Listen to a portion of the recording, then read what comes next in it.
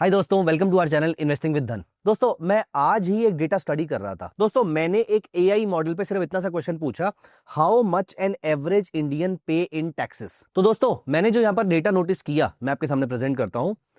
2 से 3 करोड़ लोग इंडिया के ऐसे हैं जो टोटल 27%, यस 27% ऑफ टैक्सेस पे करते हैं। इसका मतलब यह है कि बहुत ही कम लोग, लेकिन बहुत बड़ा टैक्स का बर्डन है।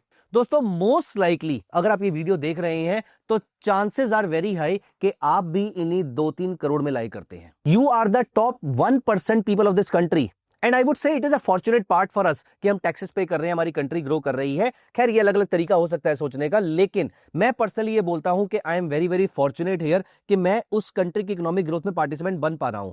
लेकिन दोस्तों, एट द सेम टाइम हम में से हर कोई बहुत ज्यादा मेहनत करता है अपनी इनकम को कमाने के लिए। तो अगर कहीं पर गवर्नमेंट ने हमें कुछ लॉज के थ्रू अलाउ किया है कि अपने टैक्सेस को बचा पाए, तो क्यों नहीं बचाना चाहिए। दोस्तों, इस वीडियो में मैं आपको बताने वाला हूं कि कैसे आप 2026 में कुछ म्यूचुअल फंड्स में पैसा लगा के, कुछ अच्छे म्यूचुअल फंड्स को सिलेक्ट करके अपने लिए टैक्स की सेविंग कर सकते हैं। कंट्री की इकोनॉमिक ग्रोथ का पार्टिसिपेंट होना बहुत अच्छी बात है। एट द सेम टाइम हम जो इनकम अर्न कर रहे हैं और गवर्नमेंट अगर अलाउ भी करती है तो हम अपना टैक्स बचा सकते हैं, तो क्यों नहीं बचाना चाहिए। दोस्तों, इस वीडियो को एंड तक जरूर देखिएगा, क्योंकि यहां पर बात हो रही है आपके पैसे बचाने को लेकर। And every penny saved is actually Penney earned. आप जितना पैसा बचाएंगे, इसका मतलब आपने उतना ही एक्स्ट्रा पैसा कमा लिया, वो भी बिना काम किए। This is a beautiful part of this entire thing, finance. दोस्तों, इस वीडियो में हम क्या क्या डिस्कस करने वाले हैं, कुछ इंटरेस्टिंग और कुछ इंपॉर्टेंट ऐसे म्यूचुअल फंड जो पैसा बचाने में मदद करेंगे, जो हमारे टैक्स बचाने में मदद करेंगे। ऑल्सो ये म्यूचुअल फंड्स में कौन कौन सी रेशोज ऐसे हैं जो आपको देखनी चाहिए, कौन कौन से पैरामीटर ऐसे हैं जो आपको देखने चाहिए, आप इनकी होल्डिंग कैसे चेक कर सकते हैं, ये सारी चीजें हम यहां पर डिस्कस करने वाले हैं। दोस्तों, अगर आपने अभी तक चैनल को सब्सक्राइब नहीं किया है तो अभी की अभी सब्सक्राइब कर लीजिए, क्योंकि this is going to be a beautiful journey here on. हम यहां पर बहुत सारी इंपॉर्टेंट और इंटरेस्टिंग बातें करने वाली हैं जो आपके पैसे को बचाने या आपके पैसे को बढ़ाने से लिंक्ड होगी। दोस्तों, धन ऐप जरूर डाउनलोड कर लीजिएगा, क्योंकि ये सारे के सारे म्यूचुअल फंड्स आप धन ऐप के थ्रू डायरेक्ट परचेज कर सकते हैं without paying even a single penny commission to any distributor. Dhan पे जितने भी म्यूचुअल फंड्स अवेलेबल है वो सारे के सारे डायरेक्ट फॉर्म में अवेलेबल है। दोस्तों, एट द सेम टाइम मैं यहां पर आपको बहुत ही इंटरेस्टिंग इंफॉर्मेशन दे देता हूं। आप धन पे जितने भी म्यूचुअल फंड्स परचेज करते हैं वो सारे के सारे डीमैट फॉर्म में ले सकते हैं। दोस्तों, डीमैट फॉर्म में लेने का फायदा यह है कि अगर आप इन म्यूचुअल फंड्स को यूज करके इसके अगेंस्ट ट्रेड करना चाहते हैं या फिर इसके अगेंस्ट कोई इन्वेस्टमेंट करना चाहते हैं, तो वो भी एक नॉमिनल सी कॉस्ट पे करके कर सकते हैं। तो it is a beautiful feature जो आप धन ऐप पे अवेल कर सकते हैं। तो धन ऐप डाउनलोड कर लीजिएगा, चैनल सब्सक्राइब कर लीजिए और वीडियो को एंड तक जरूर देखिएगा। और अगर आपको ये इन्फॉर्मेशन एक्साइटिंग लग रही है तो वीडियो को अभी कभी लाइक भी कर दीजिए। दोस्तों, यहां पर मैं आपको दिखाने वाला हूं कौन कौन से ऐसे टैक्स सेविंग फंड है। पहली बात, आप इनको ढूंढ कैसे सकते हैं, तो मैं आपको बिल्कुल बेसिक से बताता हूं। मैं गूगल पे गया और मैंने टाइप किया धन म्यूचुअल फंड्स। तो मैं जब धन के म्यूचुअल फंड वाले सेक्शन में आ गया तो मैं ऊपर गया यहां पर मार्केट्स पे, यहां पर मैंने क्लिक किया म्यूचुअल फंड्स पे और आप यहां पर नोटिस करेंगे आपको यहां पर ईएलएसएस फंड्स दिख रहे हैं, इक्विटी लिंक्ड सेविंग स्कीम। मैं यहां पर क्लिक कर देता हूं। दोस्तों, सारे टैक्स सेविंग फंड जो है वो आपको ईएलएसएस कैटेगरी में मिल जाएंगे। यहां पर अगर आप नोटिस करेंगे तो यहां पर आपको लॉन्ग टर्म रिटर्न्स देखने को मिलेंगे, शॉर्ट टर्म रिटर्न्स देखने को मिलेंगे और इन सारे फंड्स का ओवरव्यू भी देखने को मिलेगा।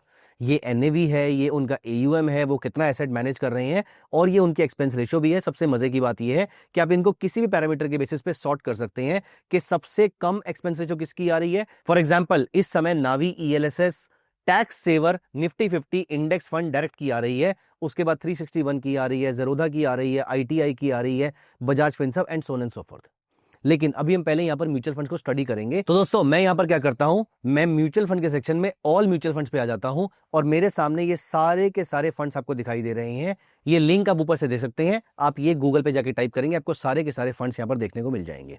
लेकिन अब मैं यहां पर फिल्टर लगाऊंगा। मुझे एएमसी का कोई फिल्टर नहीं चाहिए, मुझे एयूएम का भी फिल्टर फॉर एग्जाम्पल अभी के लिए नहीं चाहिए, लेकिन मुझे कैटेगरी का फिल्टर जरूर चाहिए। तो यहां पर मुझे इक्विटी चलेगा, डेट चलेगा, हाइब्रिड चलेगा, अदर चलेगा, सोल्यूशन ओरिएंटेड में मुझे टैक्स सेवर नहीं मिलेगा। वैसे बहुत सारी कैटेगरीज में और भी नहीं मिलेगा, लेकिन फिर भी हमने उसको क्लिक कर लिया है। यहां पर हम सब कैटेगरी में चलते हैं और यहां पर मुझे क्लिक करना है ELSS पे। तो ये सबसे इंपॉर्टेंट कैटेगरी है जो आपको सिलेक्ट करनी ही करनी है। अगर आपका रिस्क एपेटाइट लो है, मॉडरेट है, मॉडरेटली हाई है, कुछ भी है, वो आप यहां से सिलेक्ट कर सकते हैं, लेकिन अभी के लिए इस फिल्टर को मैं यहां पर सिलेक्ट नहीं कर रहा हूं। अब दोस्तों यहां पर देखिए, सबसे पहले मैं रेटिंग के बेसिस पे इनको सॉर्ट कर लेता हूं कि जितने भी 5 स्टार रेटिंग वाले फंड्स हैं वो मुझे ऊपर दिखने चाहिए। यहां पर देखिए DSP का ELSS टैक्स सेवर फंड है, इसको एक अलग विंडो में ओपन कर लेता हूं। अपार्ट फ्रॉम दिस मैं यहां पर कुछ और फंड्स को डेलिबरेटली अलग कैटेगरी के फंड्स को यहां पर ओपन करूंगा।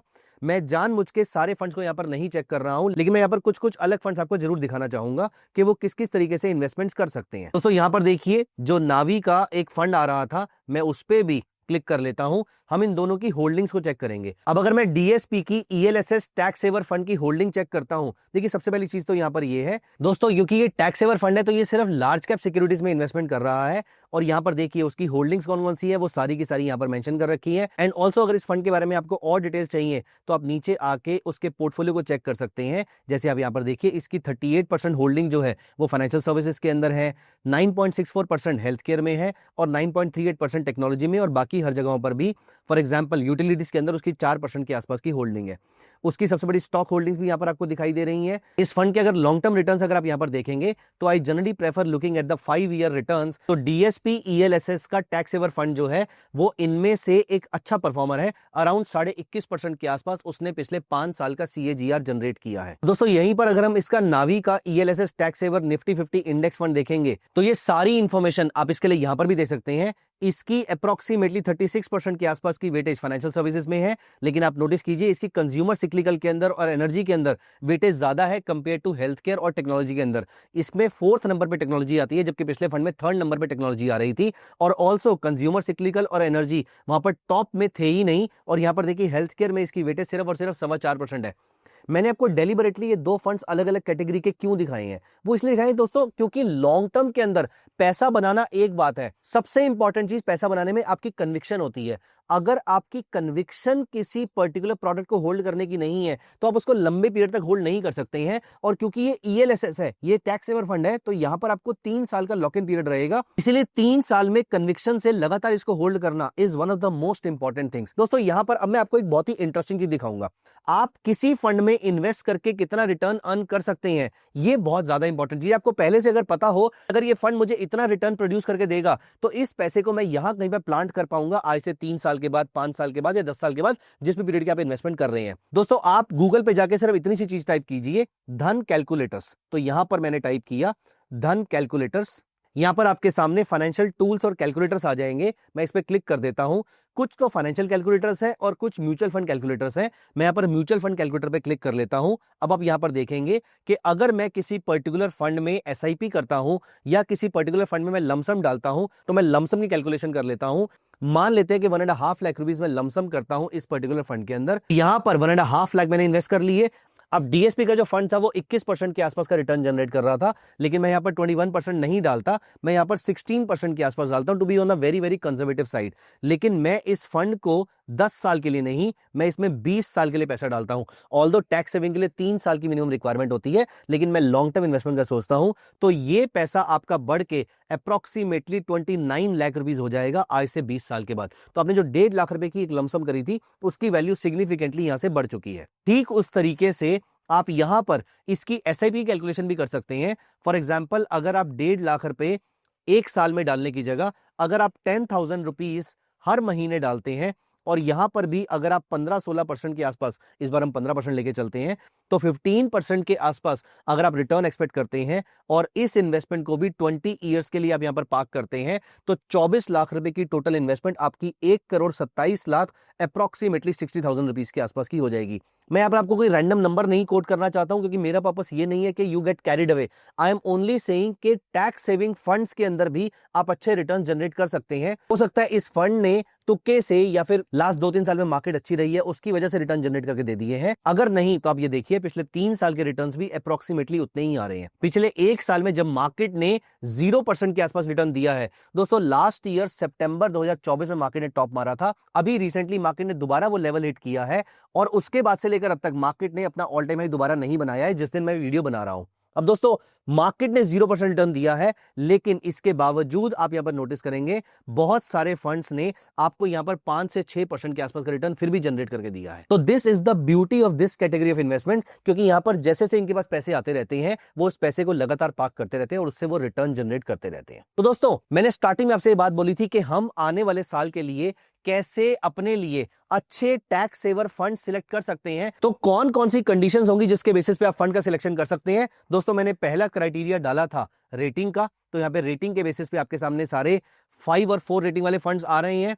अपार्ट फ्रॉम दिस आपको यह भी नोटिस करना है कि फंड का एयूएम बहुत ज्यादा छोटा ना हो। देखिए एयूएम से बहुत बड़ा फर्क नहीं पड़ता है ऑल्दो, लेकिन मैं पर्सनली बड़े एयूएम को ज्यादा प्रेफर करता हूं। बहुत बड़े एयूएम को मैनेज करना मुश्किल होता है, बहुत छोटे एयूएम को लेकर आपको डाउट हो सकता है, इसलिए medium sized AUM should be working for you. और अगर हायर भी होगा तो कोई फर्क नहीं पड़ता है। यहां पर देखिए अराउंड 17,000 करोड़ के आसपास का, 31,000 करोड़ के आसपास का, 12,000 करोड़ के आसपास का, तो ये सारे एयूएम्स ठीक है। तो पहले आपने इसको रेटिंग के बेसिस पे सॉर्ट कर लिया, फिर आपने इसमें से बड़े एयूएम वाले फंड निकाल लिए, और लास्ट में आपको एक थर्ड क्राइटेरिया ऐड करना है कि उसकी एक्सपेंस रेशियो बहुत ज्यादा नहीं होनी चाहिए। दोस्तों रीजन ये है कि टैक्स सेविंग फंड के पास बहुत सारे ऑप्शन नहीं है पैसे को लगाने के लिए, वो सिर्फ लार्ज कैप बड़ी क्वालिटी कंपनीज में पैसा लगा सकते हैं, इसीलिए वहां पर सिलेक्शन के ऑप्शन बहुत ज्यादा नहीं है। तो एक्सपेंस रेशियो का लॉजिक बहुत ज्यादा नहीं बैठता है, क्योंकि फंड मैनेजर को बहुत एक्स्ट्राऑर्डिनरी एफर्ट नहीं करना है जितना कि एक स्मॉल कैप फंड मैनेजर को करना होता है या मिड कैप का फंड मैनेजर करता है। With all due respect to everyone who is working hard, I would like to prefer a slightly lower expense ratio in this category of fund. तो यहां पर आप देखिए 0.64% आ रहा है। यहां पर फॉर एग्जांपल अगर मैं क्वांट का देखूं तो 0.57 आ रहा है। तो 0.5 के आसपास के जिनके एक्सपेंस रेशियो आ रही है आप उसको सिलेक्ट कर सकते हैं। तो मेरे ख्याल से I would like to go for a 5 star और अ 4 स्टार रेटिंग वाला फंड।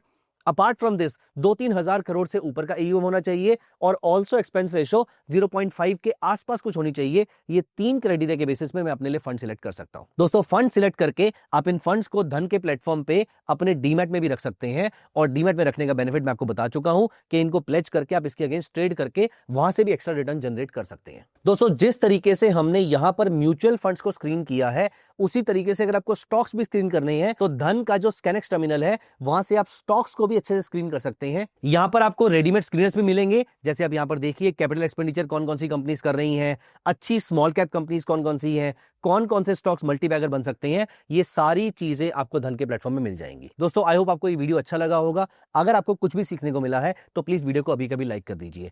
स्कैनेक्स का लिंक नीचे डिस्क्रिप्शन में दिया हुआ है, जाके जरूर चेक कीजिएगा।